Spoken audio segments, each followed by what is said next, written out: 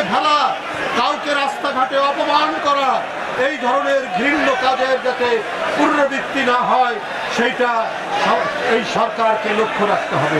কেন? আমাদের বক্তব্য 2014, 2018, 2024 এই তিনটি নির্বাচন, এইটি হয়েছে শেখ হাসিনার ইচ্ছামতো নির্বাচন।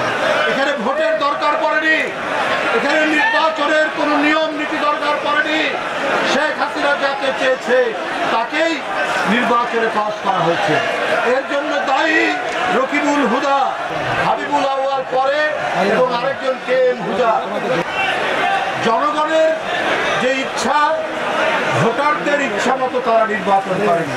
তারা শেখ হাসিনার আনন্দ লাভের জন্য শেখ হাসিনার ইচ্ছা পূরণ করতে গিয়ে নির্বাচন করেছে।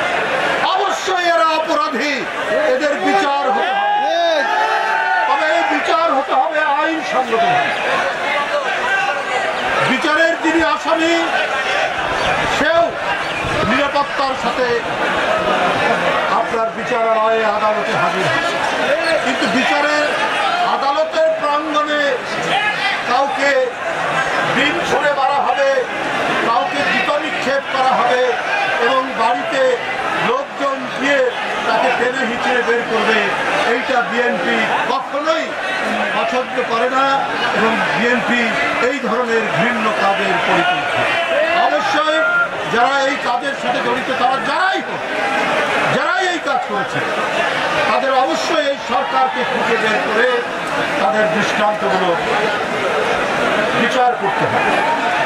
পাশাপাশি যারা গণতন্ত্র ধ্বংস করেছে, যারা নির্বাচন ধ্বংস করেছে, যারা দিনের ভোট রাত্রে করেছে, যারা দামি নির্বাচন করেছে, যারা বিরোধী দলের মনোনয়ন প্রত্যাশীকে সে মনোনয়ন জমা দিতে পারেনি, এর জন্য দায়ী এই 3 নির্বাচন কমিশন। তাদের আইনসঙ্গত ভাবে বিচার, তাদের বিরুদ্ধে মামলা হয়েছে, সেই মামলা অনুযায়ী বিচার হবে। কিন্তু কারো হাতে আইন তুলে নেওয়ার কোনো অধিকার নেই। তাই বন্ধুরা আমার, এই ধরনের ঘটনার পুনরাবৃত্তি আমি অন্তর্বর্তীকালীন সরকারকে বলতে চাই, আদালত প্রাঙ্গণে পুলিশ দাঁড়িয়ে থাকে নীরবভাবে, সেখানে কি করে একজন আসামির উপর আক্রমণ হতে পারে? আসামির নিরাপত্তা তো সরকারের, তাহলে পুলিশ কি দায়িত্ব পালন করছে না?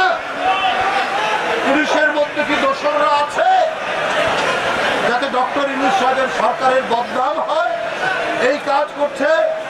আপনারা দ্রুত এই বিষয়ে ব্যবস্থা নিন। আমরা বারবার বলেছি আবার মহামারীর প্রাদুর্ভাব দেখা দিয়ে